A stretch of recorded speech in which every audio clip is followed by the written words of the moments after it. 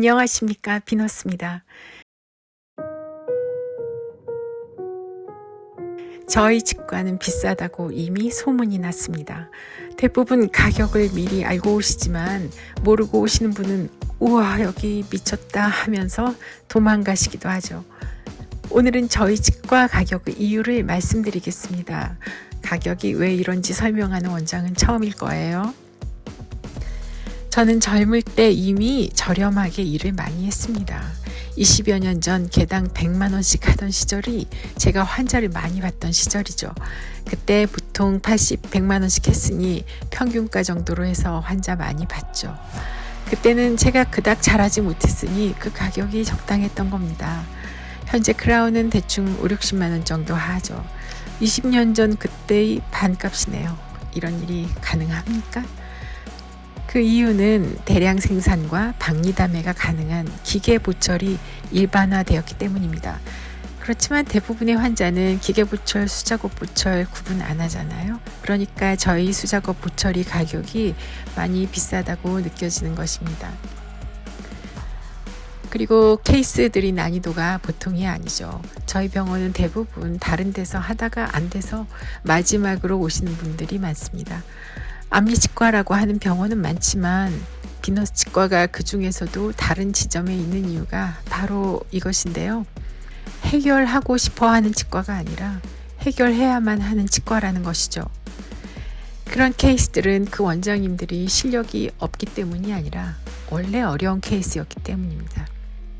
여러분들이 케이스가 어려워지는 이유는 다음에 두 가지 때문입니다.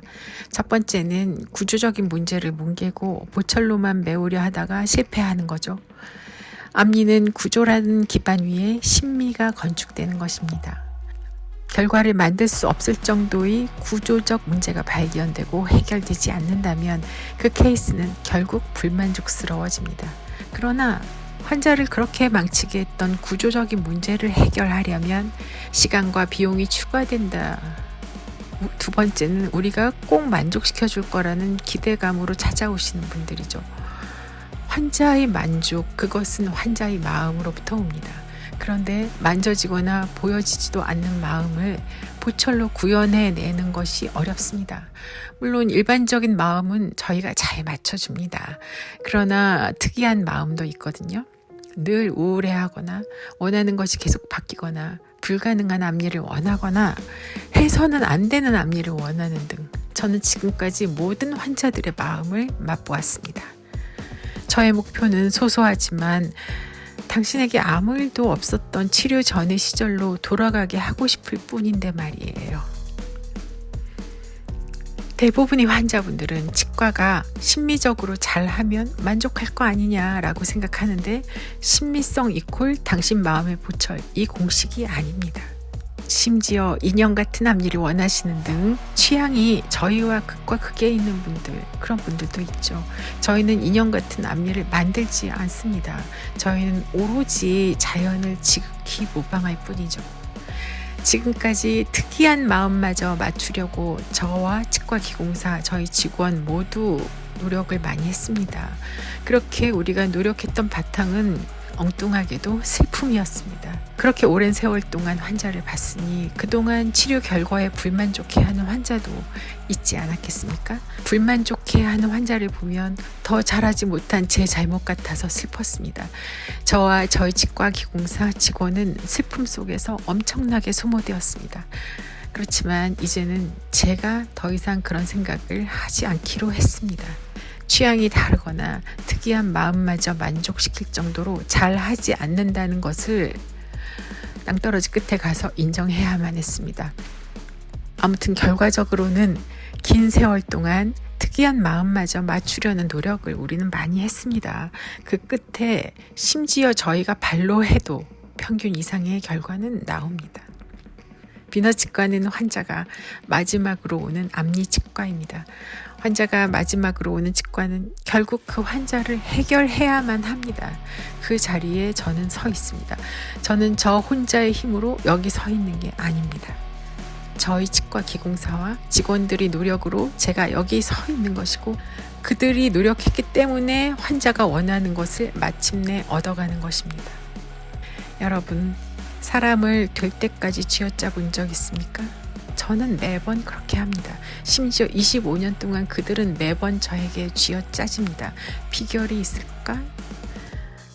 뭐 특별한 게 있겠어요. 단지 그들의 노력에 충분한 지불을 하는 것뿐입니다. 더 예술을 하고 싶어지도록 지불하는 것입니다. 공연히 저랑 암리하겠다고 나서서 인생을 바치고 있는 저희 치과 기공사에게 푼돈 주면서 예술하라고 할 수 없는 것입니다. 만약 병원이 환자에게 개당 50만 원 받는다면 병원은 치과 기공사에게 얼마를 줄까요? 치과 기공사는 받은 만큼 일하는 것이 맞고 푼돈 받았으면 그만큼 일하겠죠. 푼돈에 예술하라고 할 수 있을까요? 참고로 저희 치과 기공사의 제작비는 일반 수작업 기공료의 2배 내지 3배, 디지털 기공물이 10배 정도 비쌀 것입니다. 하지만 저는 치과 기공료 아껴서 원가 절감할 생각이 없습니다. 환자에게 더 받아서 치과 기공사에게 이분을 위해 예술을 해달라고 부탁할 것입니다. 50만 원 정도 하는 요즘의 보철물들은 디지털 제품입니다. 아날로그 제품과는 완전히 다른 제품이죠. 저는 디지털 제품을 하지 않고 아날로그 제품만 합니다. 현재 아날로그 크라운의 평균가는 100 내지 120만 원 정도 합니다. 저희 치과의 사진이 디지털 치과의 사진과 다른 것을 느끼시지 않아요? 같은 크라운이 아니기 때문입니다.